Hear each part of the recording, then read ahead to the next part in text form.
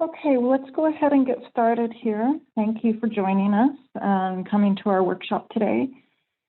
Let me go ahead and get started here.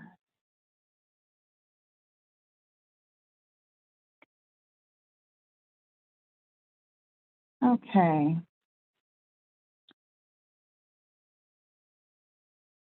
So first of all, I want to introduce us. My name is Sarah Adams. I am a recycling specialist with the City of Long Beach Environmental Services Bureau.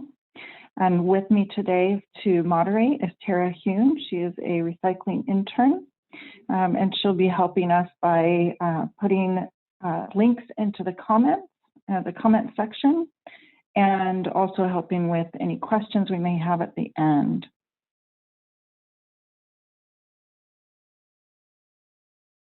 So this is a pretty small group. When we say hold the questions, it's just mainly that we're hoping to answer most questions throughout the presentation. So then at the very end, if we still haven't answered what you were looking for, please let us know. And there is a Q&A section that you can ask questions in, but we'll also make it live at the end. So today we're going to discuss what food scraps are, why it's important to collect and divert them, how to set up for that and sort food scraps, and how to maintain your program.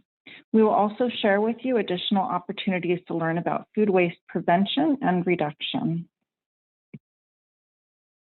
So why divert food scraps?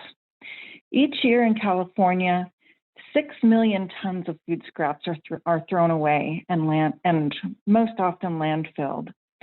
When landfilled, this organic waste emits some of the most potent greenhouse gases that contribute to climate change. Because of this, the state has issued 2 laws that require all businesses statewide to implement a food scraps collection program. The first being Assembly Bill 1826, which is the mandatory commercial recycling law. This requires certain businesses to participate in an organics recycling program. The second law is Senate Bill 1383, Short-Lived Climate Pollutants Law. This sets statewide goals to reduce organic waste by 75% by 2025. This also sets a statewide goal to increase edible food recovery to at least 20% by 2025. In short, diverting food scraps will reduce our greenhouse gas emissions, help recover edible food for our community, and turn this valuable waste into energy and compost. So what can go in your green cart? Basically anything that was food related. So fish, bones, dairy, meats, anything from vegetables and fruits, even the pits of a avocado can go in, the shells from nuts, eggshells, scrapings from people's plates, stuff that they didn't finish eating, that can all go in. You'll see there is coffee grounds here. And so that paper-based coffee filter, that can go into just directly with the coffee grounds. So then we do need to talk also about what don't go in the green cart. Examples of this include yard waste, such as grass clippings and flowers, recyclables, trash, compostable or biodegradable plastic, hazardous waste, oil, and all non-food items. And I do want to point out with regards to oil, if it's oily food, like leftover food that has oil on it, that's okay. We just don't want large amounts of oil, such as you'd see in this jug on the screen here, to be poured directly in. We also want to note that items that are labeled compostable or biodegradable should not go in the food scraps container. These are items that are not accepted in most industrial compost facilities and should be thrown in the trash. This is a short video that you can share with your staff to help train them about what does and does not go in the cart. Make sure my volume is up for you.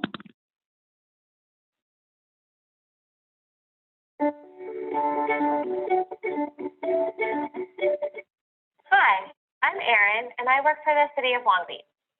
I'm going to show you how to sort your food scraps properly and reduce contamination from going into your new green cart. Contamination? What's that, you ask? Well, don't worry. I'm going to review that with you as well. In your kitchen, you have items that are recyclable, trash, or food scraps. Let me show you what goes where. In your food scraps container goes just that, food scraps. Things like vegetable peels, meat, eggshells, spoiled food, coffee grounds, old bread, and any other material that was food.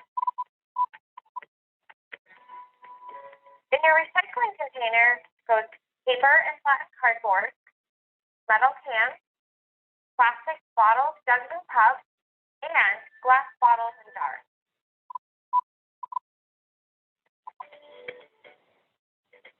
Common items that go in your trash include plastic bags, disposable straws, utensils, gloves, condiment packets, broken dishes, and paper towels. If the items are not food scraps, recyclable, or hazardous waste, they most likely belong in the trash. So, what's contamination? Sometimes an item ends up in the wrong bin. This is called contamination. It is important to remove contaminants so the correct items can be successfully diverted from the waste stream. If you spot contamination in your food scraps bin, make sure to remove it. You can easily hang a pair of tongs on your bin to do this. It's important to properly sort materials so we can divert waste. This provides us an opportunity to create new products from our recyclables and create energy or compost from our food scraps. This program is required by state law. California is striving to reduce greenhouse gas emissions statewide, and participation in this program achieves that. We're excited to work with you to create a successful food scrap recycling program at your business. For more information on how to set up your successful program, please watch the next video in our series. Thanks so much.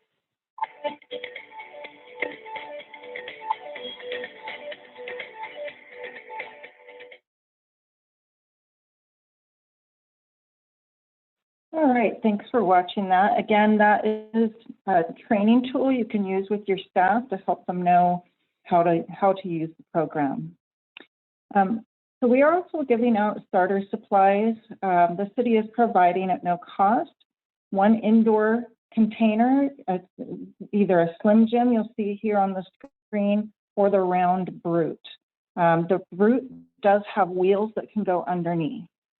You'll be delivered a 95-gallon outdoor green collection cart. We'll be giving you signage, a starter roll of 25 clear plastic liners, an apron, and a set of tongs.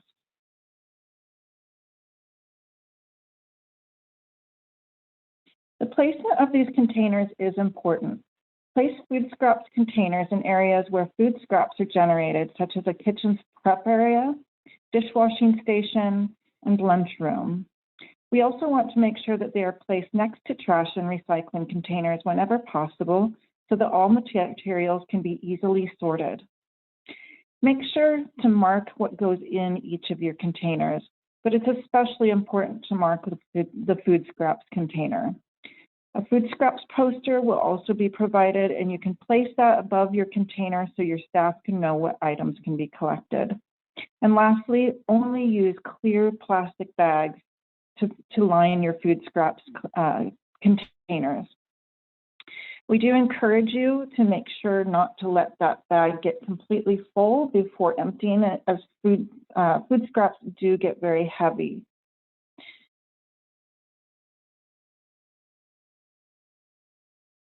So in attempts to reduce contamination, we are giving out the set of tongs. You can hang that directly on your interior collection bin. And this way, anybody walking by, if they see contamination in the collection bin, they can use the tongs to take that out without getting their hands dirty. Once your sorting station is set up, it's time to start collecting your food scraps. As I mentioned, food scraps weigh more than trash, so it's best to empty your container when it's about half full. This also makes it easier to tie the top of the bag. And by tying the top of the bag, you're going to help prevent food waste from spilling into your outdoor container. Staff training and education is an important part of ensuring ensuring a successful food scraps collection program. First, identify all staff that will be involved with food scraps collection. In most restaurants, that's going to be every employee. With larger staffs, it's great to designate a food scraps champion to take the lead on staff training and monitoring to help prevent contamination early. Make sure that food scraps collection is part of training new employees.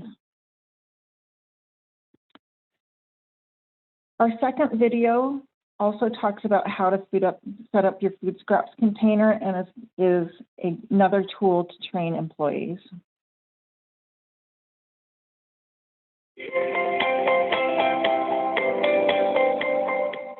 Hi, I'm Erin, and I work for the City of Long Beach.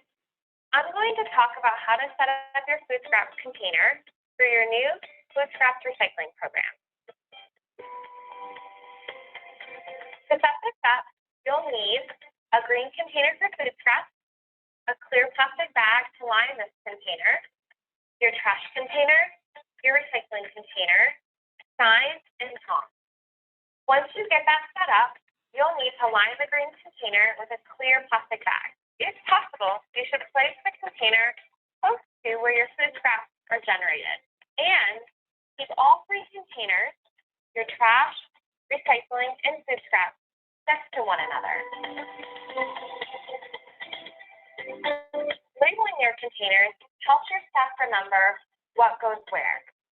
You can also post posters above the containers.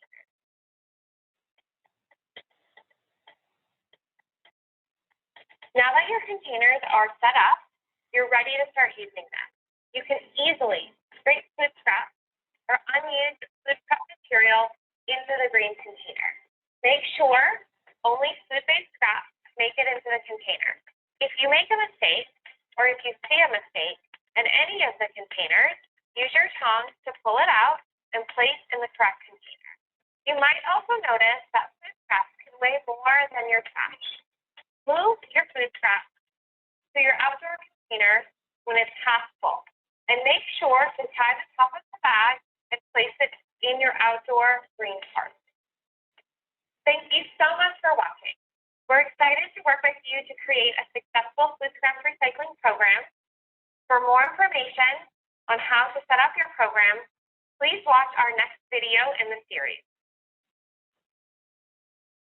So right now we only have the 2 videos, but we may have more coming down the line. So the most important way to reduce food waste is through prevention. So one way that collecting your food scraps can help you is just to keep an eye on what's going into the container that was going in before it could be used. It was going bad before it could be used. Seeing what is going in can help you make purchasing decisions that can help you save money over time. Now, if you have excess edible food or are unable to use some of your produce, anything like that, please donate it to a local food rescue organization. Food donors are protected under the law from any liability. In Long Beach, we have 10 rescue organizations that accept perishable and non-perishable items. If you're going to donate, we do recommend calling the organization first to confirm what foods are accepted and what COVID-19 protocols they may have in place. This list that you see here with the different organizations is in your welcome packet that you'll be, if you haven't already received it, that you will receive from the city, but it's also on our website. Other resources that are in the welcome packet are the program overview, program setup guide, and our brochure. These are some additional resources, including the signage that you see in the middle there, the individual stream flyers. We did laminate those and put them in the packets so that they would last longer in a restaurant setting. And there again, you do see the list of food rescue organizations. We are also offering assistance from city staff. We are making phone calls. We are available by email. We are making the informational videos available on our website. We will be doing additional webinars as needed. We are doing site visits. We can do additional site visits if you need assistance. We can also assist with training your staff if you have that need of us.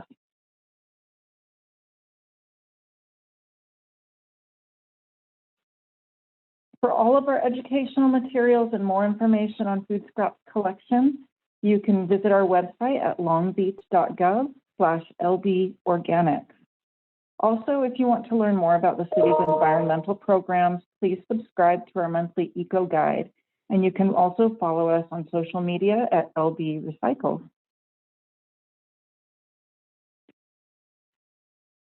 And that is the